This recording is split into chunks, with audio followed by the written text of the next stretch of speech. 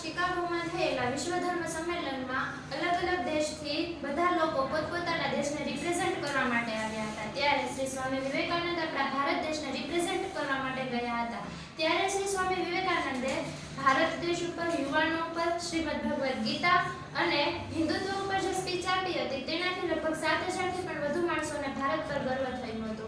તે જ સ્પીચના અમુક યુવાનોને લગતા શબ્દો આજે હું તમને શ્રી સ્વામી વિવેકાનંદના અંદાજમાં કહેવા માંગુ છું।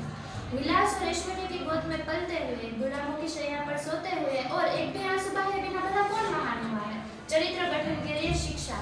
मनुष्य का चरित्र उसके विभिन्न प्रकृतियों के समष्टि है, उसके मन के समस्त झुकावों का योग है। सुख और दुख ये जो भी उसकी आत्मा से होकर गुजरते हैं वे उस पर अपनी एक छाव और संस्कार छोड़ जाते हैं और इसी छाव से मनुष्य का समस्त चरित्र कहलाता है।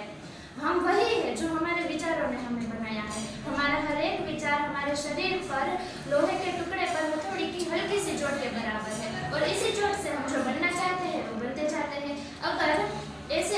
अगर शुभ संस्कारों का प्रचर्या हो तो मनुष्य का चरित्र भी शुभ कहलाता है और अगर बुरे संस्कारों का प्रचर्या हो तो मनुष्य का चरित्र भी बुरा कहलाता है। ऐसे मन में ऐसे बहुत से संस्कार इकट्ठे होने पर वे एक आदत या अभ्यास के रूप में परिवर्तित हो जाते हैं। अब मनुष्य का चरित्र तो पुनः पुनः अभ्यास के मात्र ही है और इसी प्रकार का पुनः पुनः अभ्यास ही मनुष्य का चरित्र पुनः गठन कर सकता है। अब बात यह है कि हम गलतियाँ क्यों करते हैं?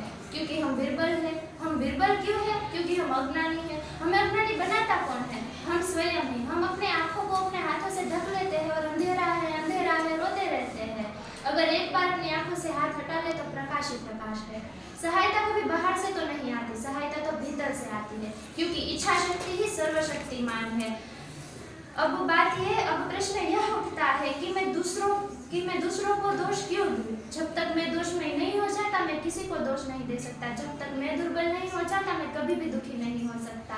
कोई कमरा अगर हजारों वर्ष से बंद हो और तुम वहाँ पे जाकर रोने धोने लगो तो क्या अंधेरा चला जाएगा? मगर एक मोमबत्ती या एक दिया जला लो, एक क्षण में सारा अंधेरा दूर हो जाएगा। ऐसे ही अपने मन में एक ज्ञान अग्नि प्रज्वलित कर लो, एक क्षण में सारा दुख चला जाएगा। अपने चरित्र का निर्माण करो, अपने मन में उस